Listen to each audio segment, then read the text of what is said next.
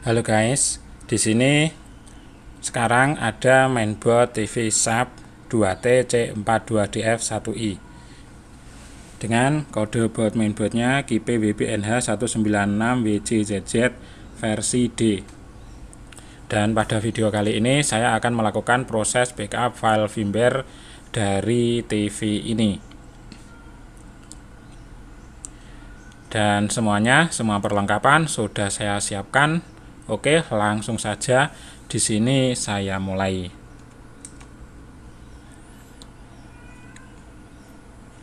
Nah, ini lampunya di flash disk ini sudah berkedip, artinya proses ini sudah dimulai.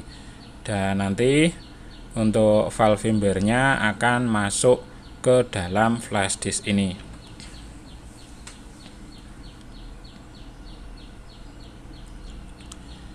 Nah, untuk prosesnya ini juga muncul di komputer. Ini sekarang masih berjalan 7% karena ini masih baru mulai. Dan nanti untuk flash disknya ini akan berhenti kedip-kedip ketika prosesnya sudah selesai. Nanti flash disknya sudah tidak akan kedip-kedip ketika proses backup firmware-nya sudah selesai. Kalau masih kedip-kedip seperti ini, artinya prosesnya masih berjalan. Untuk kapasitas memorinya ini adalah 4 GB. Jadi untuk lama waktu pemrosesan ini tergantung dari kapasitas memorinya. Kalau memorinya semakin kecil, jadi semakin cepat. Nah, kebetulan ini memorinya 4 GB, lumayan tergolong kecil untuk IC memori eMMC. Jadi ini tidak terlalu lama. Kalau semakin besar, misalnya 8 GB, itu juga akan memakan waktu 2 kali lebih lama daripada yang 4 GB. Dan sekarang untuk prosesnya ini sudah mencapai ke 33%. Sekarang 34% dan 35%. Oke, jadi ini lumayan cepat karena ini untuk kapasitas memorinya hanya 4 GB.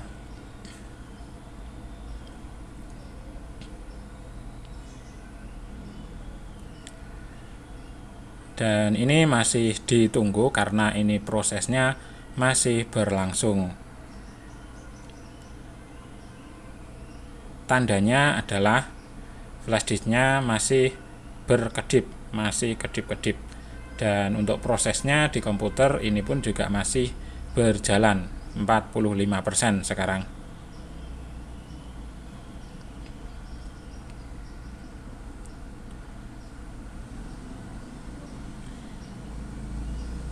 Nah, perlu diketahui untuk teman-teman bahwa membackup file firmware dari TV itu sangat penting sekali.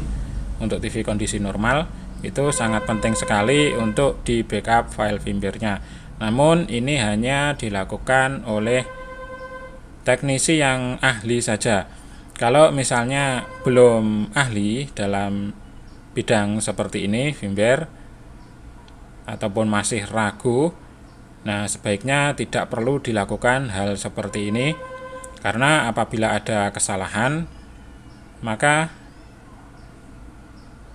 otomatis efek terburuk yang akan didapatkan adalah TV akan menjadi mati.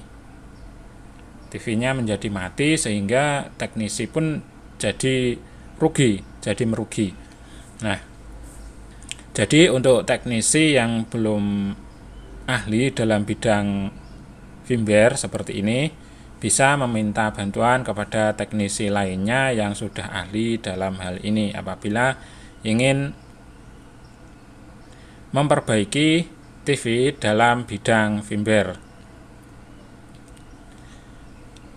Ataupun bisa juga menghubungi saya, menghubungi Pikom Ludoyo Blitar untuk kasus keluhan firmware. Karena firmware itu sendiri ada beberapa cara untuk cara memperbaikinya. Ada banyak sekali caranya, yaitu mulai dari diprogram langsung ke IC memorinya, eMMC. Jadi IC eMMC-nya itu diangkat. Dan ada juga dengan cara masuk sistem seperti saya ini menggunakan flash disk. Namun ini juga hanya untuk teknisi yang ahli. Lalu ada juga yang menggunakan flash disk sakti. Kalau ini bukan termasuk flash disk sakti karena hanya dilakukan oleh teknisi yang ahli. Lalu selanjutnya ada juga menggunakan flash disk sakti. Kalau flash disk sakti itu bisa dilakukan oleh teknisi yang belum ahli dalam bidang firmware, ataupun bisa juga dilakukan oleh orang awam, bahkan pemilik TV-nya pun juga bisa. Itu khusus hanya untuk flash disk sakti. Nah, untuk cara penanganan atau proses perbaikan tersebut, beberapa cara itu tadi tentunya memiliki kondisinya sendiri-sendiri, kondisi yang berbeda-beda. Ada syarat-syarat kondisi tertentu bisa ditangani dengan cara tersebut. Oke, ini sudah hampir selesai, ini sudah 99%. Nah, oke, ini sudah selesai 100%. Jadi ini lumayan sangat cepat. Ini tadi berapa menit ya? Ini mungkin sekitar 5 menitan. Ini tadi saya juga tidak menghitung, mungkin sekitar 5 menit. Ya, mungkin teman-teman nanti bisa menghitung sendiri ketika nonton videonya. Ini sudah selesai, flash disknya sudah tidak berkedip lagi. Dan untuk file firmware-nya ini sekarang sudah tersimpan di flash disk, tinggal dipindah ke komputer. Nah, sebelum melakukan proses backup file firmware seperti ini disarankan data-data di TV, kalau ada data penting itu silahkan di backup dulu, silahkan disimpan dulu ke flash disk atau ke komputer. Nah, setelah itu TV-nya, alangkah sebaiknya TV-nya direset ulang ke kondisi pabrik. Jadi firmware yang di backup itu benar-benar kondisi fresh seperti TV baru keluar dari pabrik, seperti TV baru, karena sudah diatur ke setelan pabrik. Nah, untuk TV ini tadi sudah saya atur ke setelan pabrik.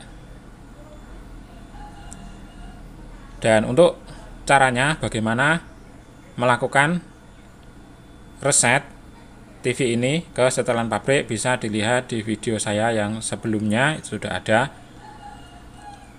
Mungkin nanti linknya akan saya taruh di deskripsi. Oke, ini sudah terbackup file firmware-nya. Jadi untuk teman-teman yang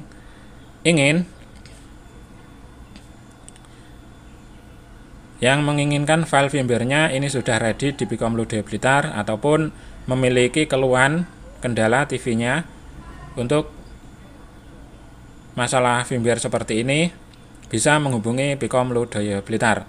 Terima beres juga bisa. Artinya mainboardnya bisa dikirim ke alamat Pikom Ludoyo Blitar. Dan yang dikirim adalah mainboard, remote, sensor, dan kabel LVDS. Hanya seperti itu saja. Kalau dekat masih satu wilayah, bisa dikirim lengkap unitnya, bisa dikirim TV-nya.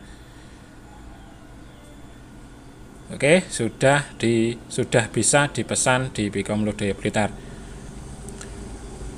Oke guys, ayo terus bantu dukung channel ini, channel YouTube Pikom Ludoyo Blitar, dengan cara klik like, comment, and subscribe, and share.